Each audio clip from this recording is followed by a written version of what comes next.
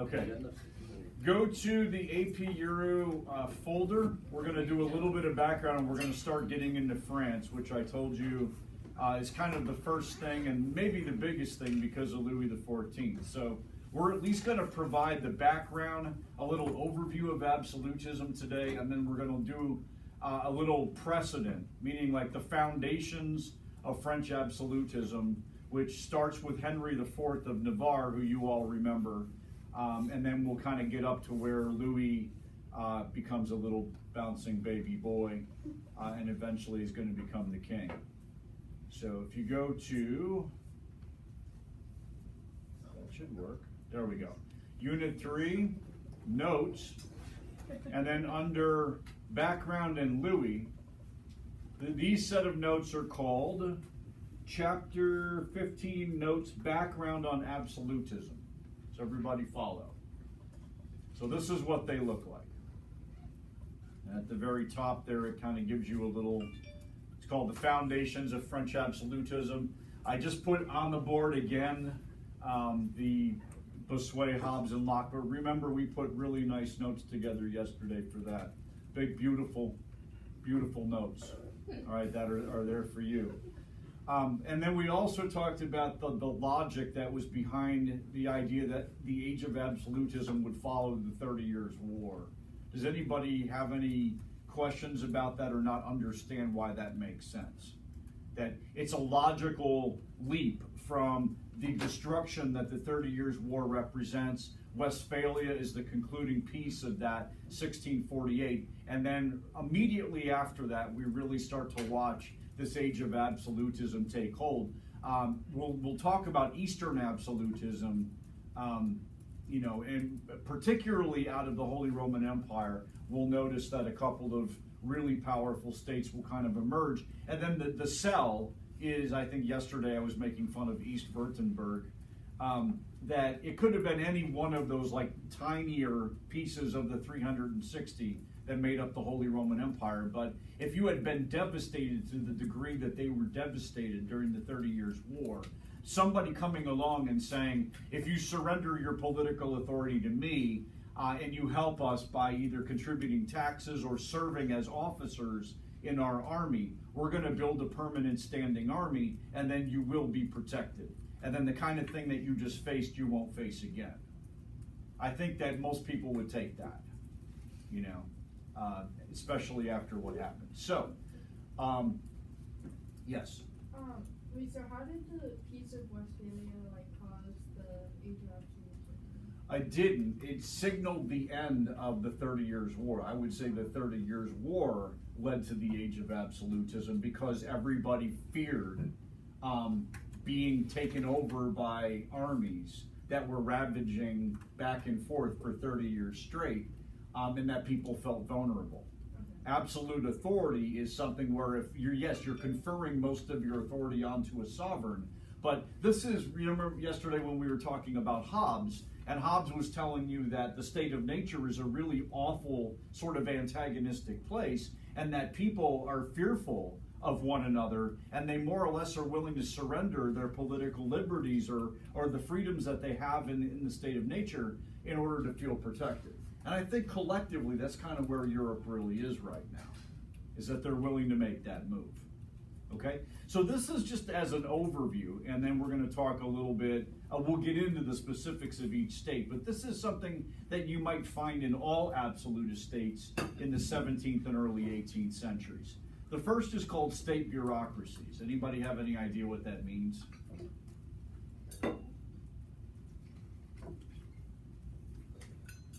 Yes. Julia? I don't know. I'm just guessing. Is it just like state, like councils, like they control who like makes decisions based on the government? Yeah, I mean, I think it's an administration. The people that would be responsible for the military, the people that would be responsible for tax collection, the people that would be controlling the judiciary, that would control in other forms of administration, that is all now a centrally located place, and the people that are serving in those positions are directly responsible to the king. It's no longer the nobles that say, I'll administer to my jurisdiction and then we'll kind of like, we'll get back to you.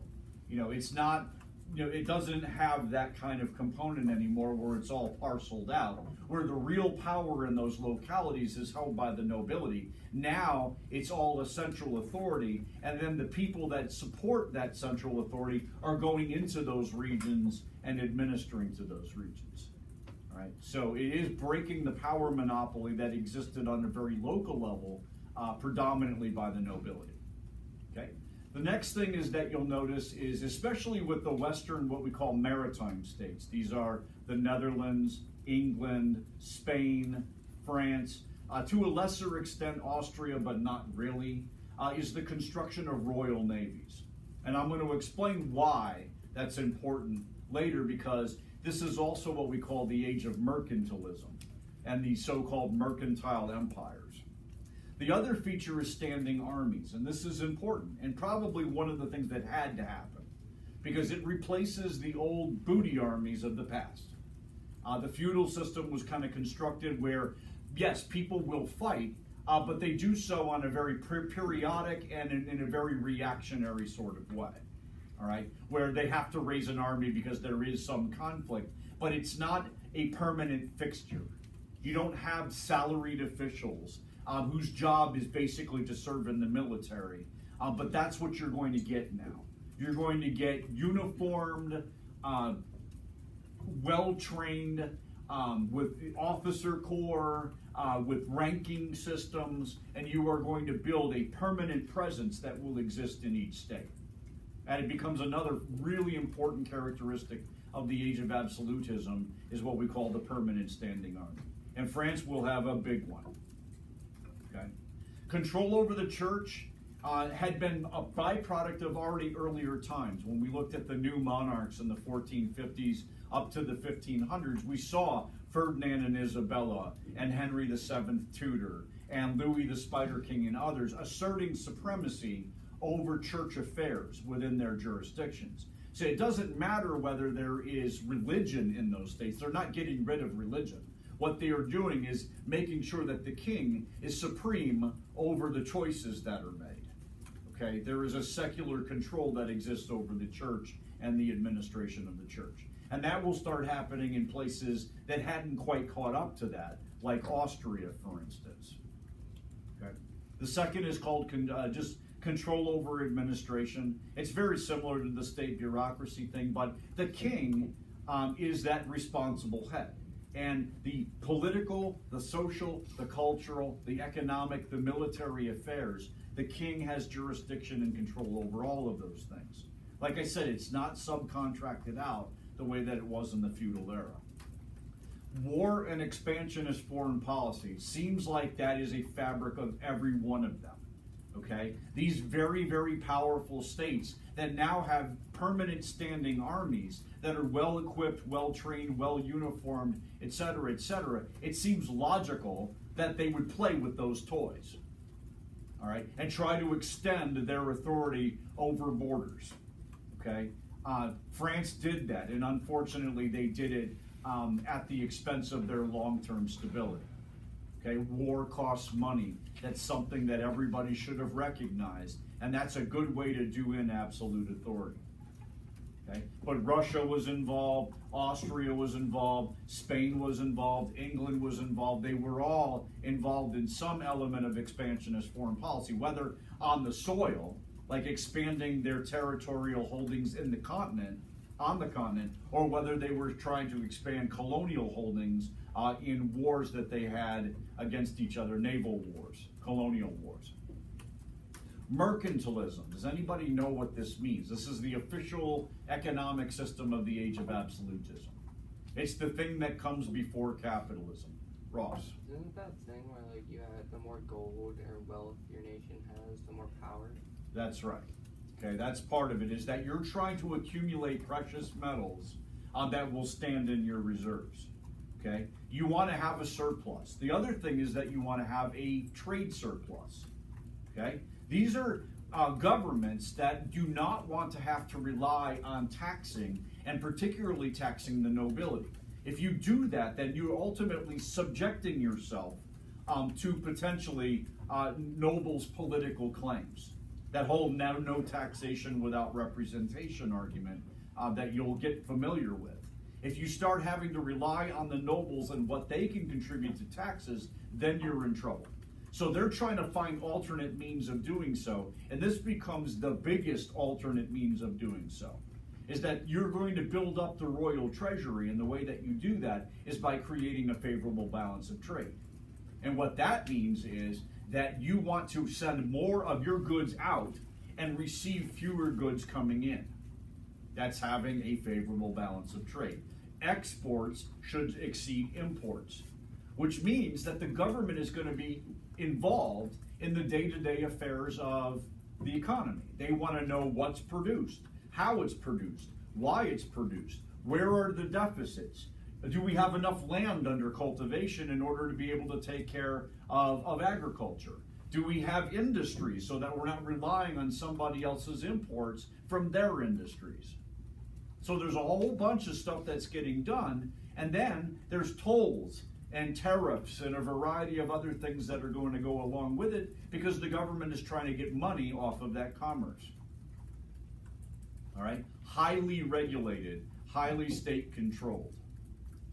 So then the thing is, if you're trying to frustrate, let's say you're France and you're trying to keep English wool out of the French economy because, yeah, France doesn't do wool really well, but they're going to try. And they want French consumers to buy French wool and not buy English wool. How do you keep English wool out of France? You don't ban it. You tariff. Does everybody know what a tariff is? Yes. Okay. It's a tax on imports. Okay? And that's logical. But if everybody's playing the mercantilist game and everybody's goal is to try to create a favorable balance of trade, then that's going to shrink some of the commerce that used to exist between some of these member states. You tariff me, I tariff you. All right? The logical consequence of that is what? When everybody starts tariffing each other and making it more difficult to do business with one another. Jake? Well, wouldn't it just backfire? And, like because mercantilism, they want to be in a trade surplus, but if everyone just taxes the imports, doesn't it just backfire? You would think so, but they have a safety valve. What's it called? Colonies. It's called Colonies. And that's going to be another great game that emerges out of the age of absolutism, is the race for people to be able to start building up a colonial base. Colonies, friends, can't tariff you. You control them. They have natural resources. Maybe those natural resources are part of your natural resource deficit. So you're looking for colonies that will augment the deficits that you have in natural resources. Colonies also have maybe a cheap labor force. Some colonies have a slave labor force. That's as cheap as it gets. And then colonies also could be the potential consumers of your finished products. Okay? So you could solve a lot of your problems when Jake is right in saying that it could backfire, because you're shrinking trade in one region, but you're increasing trade in another region. And the race for colonies becomes, kind of the outgrowth of the mercantilist policies that they're trying to establish at home. Does everybody understand what I'm talking about? Okay. The other part is state control over aspects of culture. All right? The king is supreme, and they're trying to do that in each and every phase, really, of daily life. It's not to the extent that it's going to be with modern totalitarianism, and I'm going to explain how that's a different concept. But in the 17th and 18th centuries, you did have leaders, especially people like Peter the Great of Russia, Louis the 14th of France, Frederick, the William I and Frederick the Great of Prussia. Some of these folks had a lot of power over everything. Politics, the military, the economy, but then also what was written, what literature was created, what plays were performed, what art was created, what architecture was built, what sculptures were made, what music was played. Okay? It was a little different. If you are a great musician or composer, your gigs were at the king's palace. If you're the Rolling Stones, you know, maybe Queen Mary or Queen Elizabeth is like, sticky fingers, you know, and then the Stones will come out, and then Mick will, you know, Keith will smoke, and, all right, we'll play, and then they'll play. But it's not like they're booking their own tour and having Budweiser sponsor it. No, no. Queen Elizabeth books the tour. The tour is the Palace. We're playing the Palace, man. Again? Yes. All right. That's how it was in Louis's time. You know, if there was a harpsichordist, the greatest harpsichordist in France, he was at Versailles. Louis like, I need to, you know, man, I need to hit that harpsichord. Guy would come out and play. Need some dinner music? Good. Need some chamber music? Good. I need piano players. Yep, there's a couple right there. Billy Joel, thank you. Elton John. Come on, you're up. Come on, little piano man. Let's go. I was thinking of Little Rocket Man because of the Elton John thing. Okay, so there is that effort. Now, it doesn't exist in the technological way that it's going to exist in the 20th century, where you can control movies, you control radio, you can, in some case, control any like other visual things. You can start rewriting history. All right, that's modern totalitarianism. And then they also had systems of terror in place to make sure that anybody that didn't comply better comply pretty quick. Okay. Absolutists do not have complete and total power. There's compromises that have to be made, usually from traditional powers that be. And while they might be subverting the political power that the nobles used to have, they still have to respect the nobles' titles. They still have to respect some of the nobles' traditions. One of them is that most nobles had a traditional right to tax exemption. And we'll notice that in France. That's a big deal. Okay, l'état c'est moi. Remember that? That's kind of the idea that these kings in the age of absolutism are the center of their universe. Okay? All of the orientation of the state is around them and their personage. So, yeah. Thanks, man. Appreciate it. Thanks for coming out. Of course. All right. So, what else? Major states. Yeah. I have a question where the absolute monarchs were also complete control, or is it just like the noble that they have to kind of, well, they had different tactics. And that's one of the cool things that we'll talk about. Like Louis XIV kind of killed him with kindness. We'll talk about that tomorrow. I call it the Playboy Mansion, but that's sort of how it played out. All right. He made them feel very special.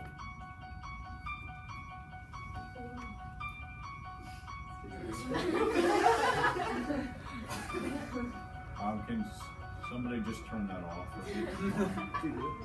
Thanks. Sweet ringtone. Oh, it's October, man. What are you gonna do? Sounds really Okay. These are the big four as far as the age of absolutism is concerned. Almost every state, like I said, with the exception of the Netherlands and England, will ultimately become absolutist systems during this time period. The biggest ones are France, Austria, Prussia, Russia. And next week we'll talk about Austria, Prussia, and Russia exclusively and the kind of systems that they created.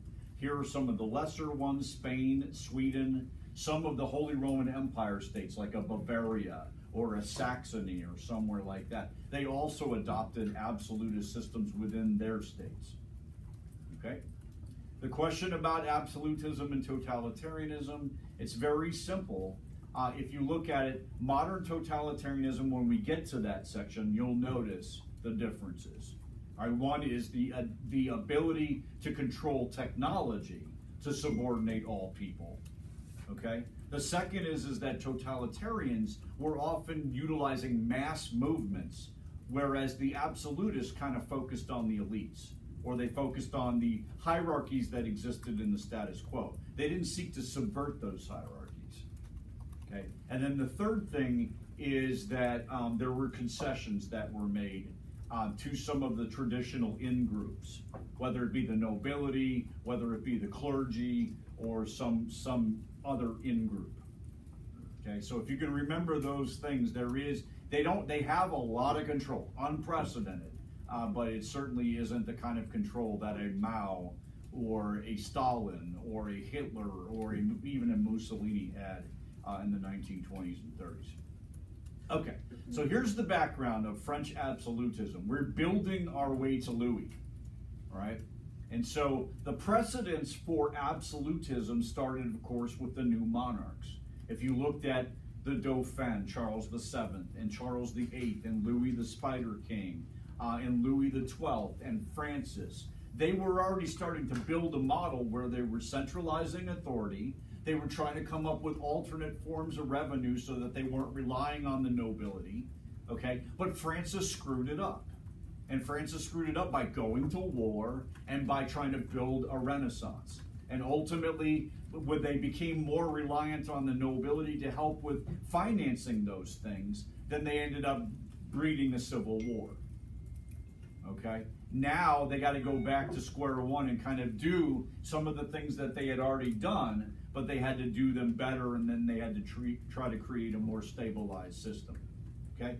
The other thing is that France is likely to want to surrender some of its political authority because they've been through so many different wars. If you look at the period from 1337 up until the 1580s, you had 100 Years' War, then you had wars for geographic consolidation, then you had wars in Italy, then you had the Habsburg-Valois Wars, then you had the French Civil Wars. So it's pretty much been nonstop conflict for the French. That's what they're used to, okay?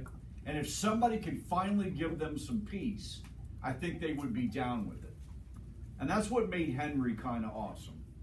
All right, Henry, it's a shame the dude only lasted 20 years. Because, you know, he came in at a time of just unbelievable tumult between Protestants and Catholics. He took one for the team, Paris is worth a mass. He provided religious toleration to the Huguenots, and then he set about the business of building France into a peaceful state that was economically prosperous. And then he also, while he was doing that, was trying to come up with ways that he could reduce some of the financial burdens that were placed on the peasantry. So these are all good. He had a finance minister, his name was the Duke of Sully. The biggest blueprint that they thought for economic success was to start expanding commerce, build up industries. They got involved in canal building, they got involved in road building, they set up a company that started to trade in the Indies, the East and the West Indies, all right? A lot of that was going on, building ports, building up their fleet of ships. That is going to start building a middle class. It's going to start making them more commercially viable. As they build that middle class, they can start utilizing that middle class as a political wedge. Meaning that if we used to rely on the nobility for administrative positions, now we're using the middle class. Those folks will be directly responsible to the king. Okay? This thing called the Paulette, which was it was an annual tax, but it basically said that if you have positions and you want those positions to be hereditary, then you have to pay an annual tax in order to make those positions hereditary. So that's a tax that's targeted, for all practical purposes, to the nobility. The nobility are the ones that would try to find, positions or occupations that they could pass on to their children. All right? But they're going to have to pay the king in order for that to take place. Okay? Between the commerce, between some of the taxes that were put in place, between streamlining some of the taxes, they were able to relieve some of the burden that was on the peasants. The peasants loved Henry. The middle class loved Henry. The Huguenots loved Henry. Okay, the nobles to a lesser extent loved Henry because they were at peace. And then, of course, he got assassinated. Because any good leader usually gets clipped. So he got clipped. Catholic assassin, not happy about the fact that he had relaxed restrictions on the Huguenots. They eventually took him out. And when they took him out, his successor, Louis XIII, is 9 years old when he becomes the king. And if I mean, you guys get it, right? 9-year-olds, bad kings, usually. All right, most 3rd or 4th grade kids are not really equipped to be the rulers of countries. So that's where they are. And he got lucky. He got really, really lucky because his mom, as regent, appointed someone that would be in charge of governing while he was kind of getting himself together. And he never really got himself together. It turned out Louis XIII was really he was into hunting. You know, he was into adultery, you know, fun things like that. You know, sleeping with members of the court, then hanging out with his buddies and going out and shooting stuff. Right? That's really where he would rather spend his time. Okay. While he was doing that, a minister by the name of Cardinal Richelieu was running the country. From 1610 to really about 1640, all right, Cardinal Richelieu is really running the country. I wrote down Richelieu is Louis XIII's Walsingham. If that makes sense to you, that's great. Okay? In other words, this man was all about his job, which was, I want to make the king the central and sovereign authority in France, and I want to make France the dominant state in Europe. And he accomplished both of those goals. Okay? So all of the work that he did domestically was to subordinate the nobility to the monarchy.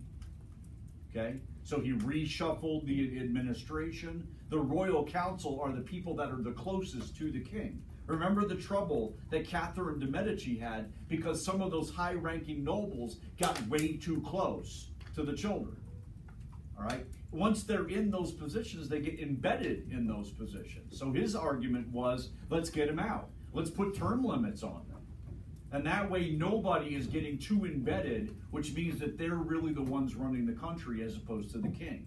So they kind of did away with that sort of thing. The other thing is that he created administrative districts they called generalités. 32 administrative districts drawing from this group called the intendants, which were royal officials drawn from the middle class that would be responsible for policing, judiciary, tax collection. All right? This system of intendants replaced the old system, which was where the nobles in their own jurisdiction would collect the taxes, would administer justice, would do the policing and everything else. But if they're there in their jurisdictions doing those things, all right, they're the ones that are in power. The king never really has the capacity to control those French provinces. So do away with the provinces. Right? And that's ultimately what he does. Okay? The people that didn't comply, he killed them. He was shrewd. He was Machiavelli, basically. Right? Richelieu's administration, like I said, his use of royal commissioners that he called intendants, not just for tax collection, but police and judiciary, divided France up. Then he started to pack, kind of like what FDR did with the courts. He started to create a new group of nobility called the noblesse des robes, the nobles of the robe. Nobility of the robe are individuals that were drawn from the middle class that became administrative officials, and eventually those people got hereditary titles. But the very reason why they are nobles is because Richelieu made them nobles. That means their loyalty is going to be directly to him. The old nobles, the called nobility of the sword, they've been around. Those are nobles that you could go back to like the Merovingian and Carolingian dynasty and find their nobility. Okay? So, that's kind of what's going down. Regulated economic activities, taxation, the mercantilist stuff that we were talking about, continuing some of Henry's efforts to expand trade, to build up their ports, to build their roads and canals. That stuff is all happening too. he's also spending money on the military. All right? And that's his other big pastime, was to involve himself in the 30 Years' War. All right? And that one, remember, it's not about religion, because he's a Catholic freaking cardinal who is supporting Protestants that are rising up against the Habsburgs. His goal is to keep the Habsburgs decentralized. If the Habsburgs are decentralized and broken into a whole bunch of different pieces, then strong unified France against broken into a bunch of German pieces is not really a fair fight. France is supreme. But if those little pieces become one big piece, like Germany, that would scare the hell out of France. And Germany was fond of scaring the hell out of France once they became unified. It's almost like Richelieu was onto it before it ever happened. Okay? So you'll read about this cool thing. It's called raison d'etat. This is like Richelieu's personal philosophy. It's really good. Basically says the ends justify the means, and God is down with it. So Machiavelli, it's like, as long as you do what you're doing for the good of the state, it's all good. Okay? I need to strangle somebody, murder them, poison them, whatever, set a village on fire, cool. As long as I'm doing those things, I'm doing them for the state, okay? And that God justifies those actions. So if you commit a murder, as an individual, you committed murder. But if you're doing it in the role of a politician and committing murder, you're doing it for the good of the state, and God absolves actions as long as you can make that argument. I did it for America. All right. And then God looked at you and said, okay, it's not a sin. It's okay. So Richelieu basically has free reign to do whatever he wants. And he's written in a little clause to say, my conscience is clean. Okay? Me and God are tight. So he knows that all of my intentions are pure. Okay? So, raison d'etat. Nice. Here's the one thing that Richelieu won't do. He does not tax the nobility. Okay? Then he dies. Louis XIII dies. And Louis XIII dies. His son, the future Louis XIV, is 5 when he takes over. Oh. Okay? Little kindergarten Louis, 1643. Okay? Under control of his minister and his mommy, Queen Anne of Austria. After Richelieu steps down, his next minister is kind of another good guy, trying to do some of the same things that Richelieu does. He's Cardinal Jules Mazarin.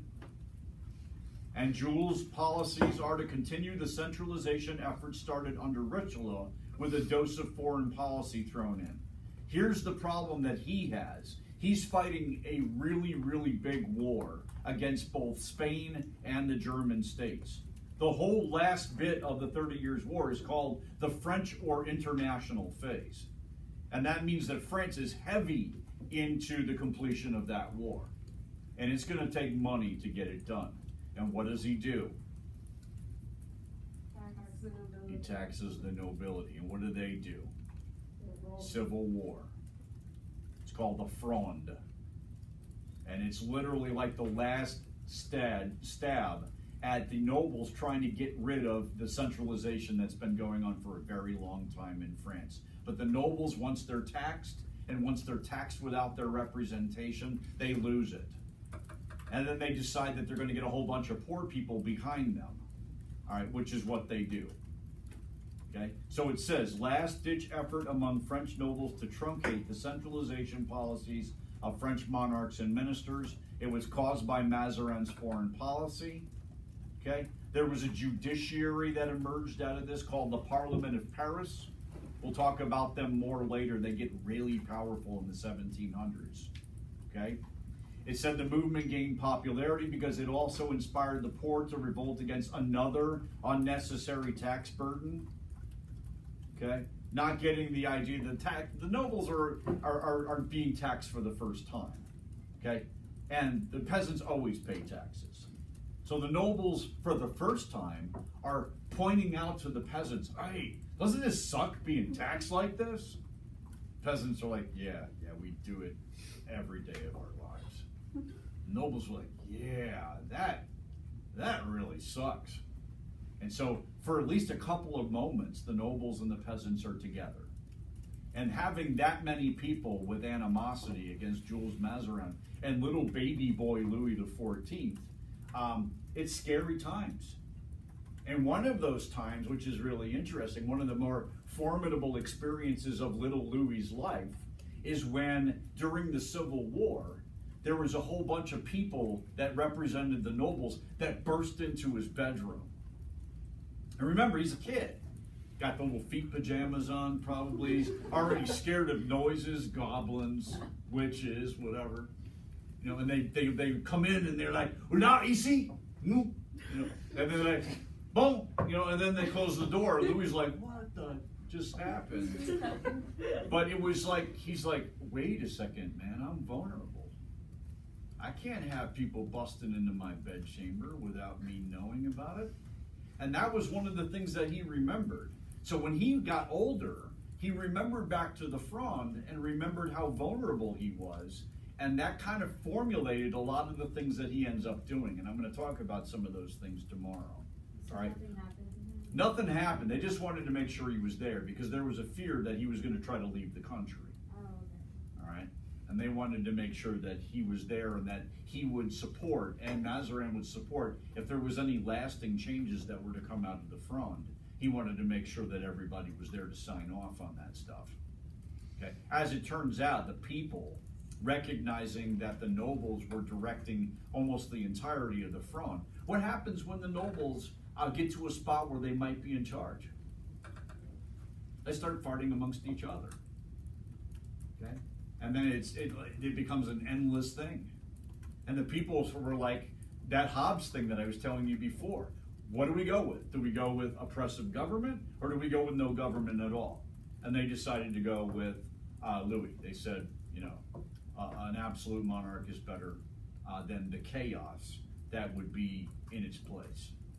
So that's ultimately what they decided to do. Okay. Can somebody hit the stop button then on the thingamajigger?